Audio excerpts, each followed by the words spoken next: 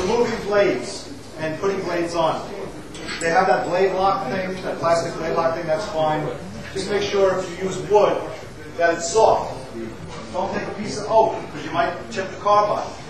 So use pine or MDF or something like that to lock and unlock your blade. Actually, locking the blade is a lot easier than you think. You don't have to worry about a lot of the proportion. This is all I do. I just, that's it. It's done. Because the rotation of the blade will tighten up the auger nut anyway. The belt that you get with your saw, and most of your tools, most of your power tools, will be the rubber belts. There's some debate on whether or not they develop memory. I think they do. I don't know how it would really work, but they might. Your best bet is to get rid of that thing and buy one of these. Cost you about $30. These are the link belts. You can open them up very easily, change them to any size you want, but they reduce vibration. I tell you, when I upgraded this, when I beefed up the saw, I noticed probably about 70–80% difference in vibration. That's how good this thing is. The other very important thing to do is make sure that your pulleys are aligned. Your auger pulley is aligned to your saw pulley, your motor pulley. Every model has a different method of doing it, and it's not an easy thing to do, but with a straight edge, generally, you can get in there to do it. Also, most table saws come with fast pulleys, but you're in for a treat if you change them to machine pulleys, precise machine pulleys. I did that on this.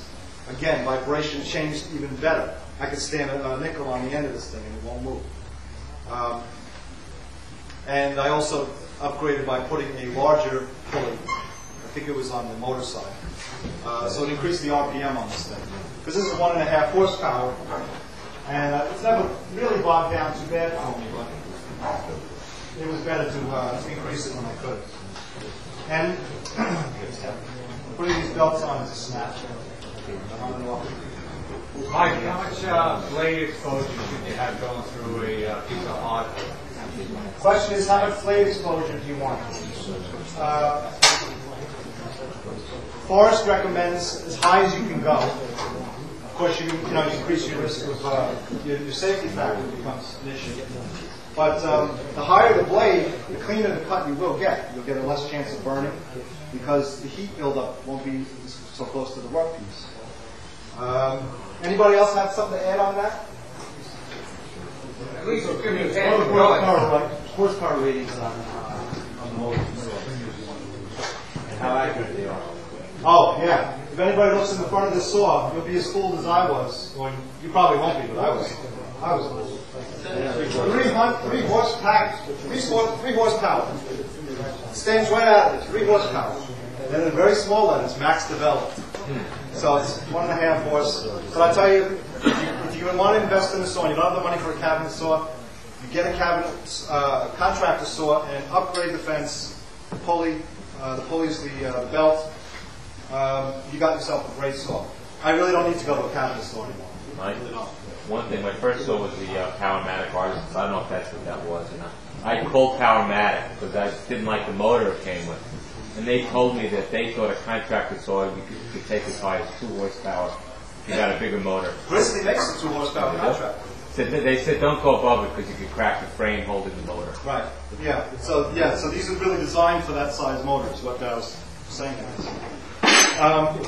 So, Mike, going back to that question raised about how high. How high? Yeah. How high do you set? If I can set it on a forest blade, if I can set it high on a rip operation, I will. Cross cutting, I usually don't worry too much about. I'll set it. I usually like to have 3 to 5 teeth above the workpiece. Anybody? What? Anybody else? 3 to 5 teeth above the workpiece is a general rule for setting the height of your blade on a 10-inch saw. The blade becomes a heat sink. Yeah, the blade becomes a heat sink. You want to get it up as high as That's possible right. so there's a cooling of the air. That's right.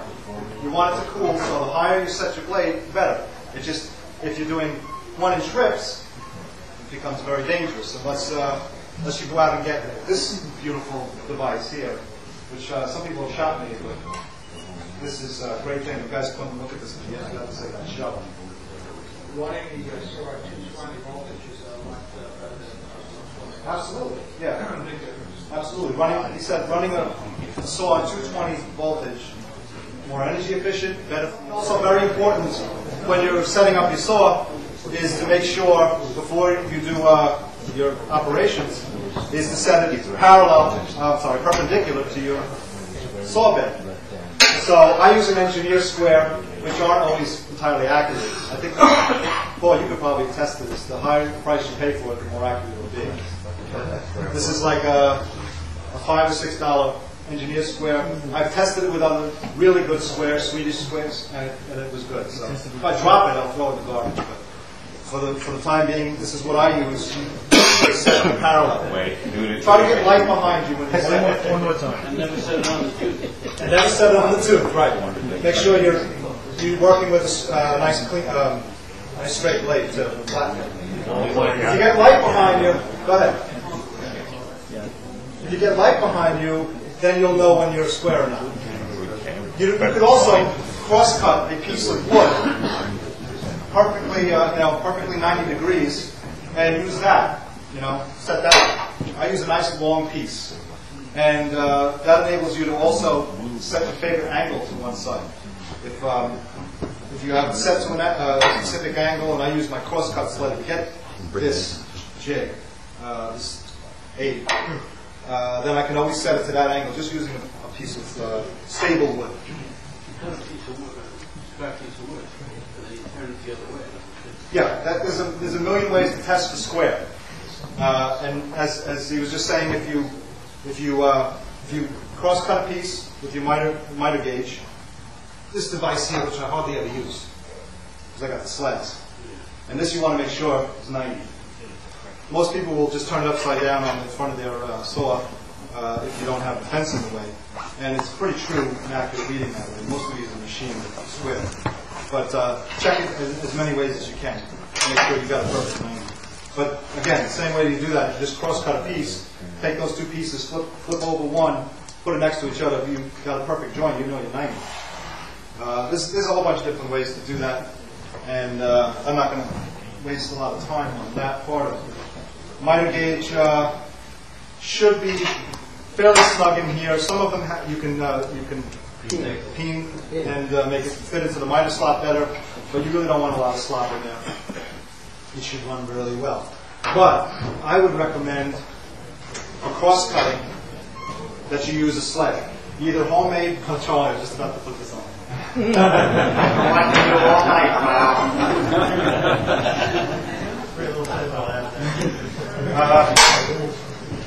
I've made a lot of cross-cutting sleds in my time, and they're very easy to make.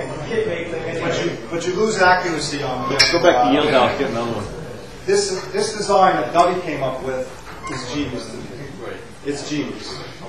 It's so simple. It's just a piece of 5/8" melamine with a nice stable piece of ash. And the way he designed it is that you can move the fence any way you want and have very, very accurate angle measurements based on a rule on the side here. You guys got to look at this later. I added a tape to the top so I can set the adjustable slide fence. Yeah. Okay, so this you can get set up to like 50 inches, I think it is, this way, and as small as you want. And this is probably now they're copying it. Jointech, I think, at the show I saw Jointech copied it. Incra has one that's very close to it, but W's the original, and I would support him because he's a small company. And I feel for people ripping them off. He's still in business. Except one exception is they don't make the wooden fence anymore. It's now aluminum. I like the wood because it's wood. And if you have it in your budget, the best thing you could do is go out and get another one for the right side. Mate, can I borrow $20 from you? Apply for the grant. Hey, Bob, watch him. And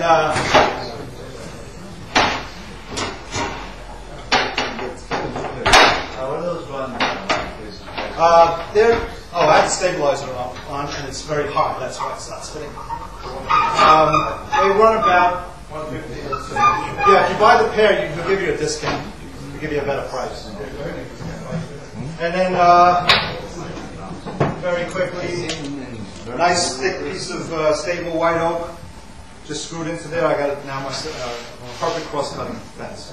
Do you screw that white oak into it? Screw the white oak right into the back of the ash. And the Teflon Check tape it on straight the out. bottom really helps. Yeah, Teflon tape. is it Teflon? They call it something else too. It's a high molecular Melamine. plastic. No, there's a plastic tape on here that provides a very slick surface. Yeah, you can do that with any of your cross-cut studs. Mike, Yeah. the yolk. No. The yolk. So that's my tie-in. So if I'm cross-cutting a piece, I'll cut it square here, slide it over, and cut it to length here. It's great. I can use a fence on this side too. Great thing. Now, if I'm doing angle, if I'm cutting miters, and I need cross-cut miters, I won't use this simply because you won't get a clean cut. I could tilt this blade, and it'll cut, using just this side. But without a zero clearance, you won't get as clean a cut. So what I generally would do is make another cross-cutting sled just for that, and make that fence used just for that purpose. So you have that zero tolerance cut. Does everybody know what I mean by zero tolerance, zero clearance? Okay, good. And no matter what you do, make sure you have these on. Make sure you have them on, because you'll be sorry. If you haven't seen this before, this is the Japanese combination square. Excellent for setting up a perfect 45 tilt on your saw. Don't ever rely on your thing here. When you're cutting raised panels, instead of tilting the blade and setting a high fence that is parallel to your fence, you can make the fence itself on the angle and keep the blade straight up, perpendicular to the saw. But sometimes making the jig takes just as much time as getting the saw reset. If you're really good at resetting your saw back to 90 and 45, then for me, for instance, I wouldn't take the time to make a jig for that. I would just cut the angle. But absolutely, there's two ways. There's no right and wrong way to do it. For instance, as far as jigs go, I didn't bring a whole bunch, but this is a typical fence jig that you just clamp to your fence. And what I use this for is for making pins. No, I use this for the raised panels. Just set the blade to 8 degrees in my case.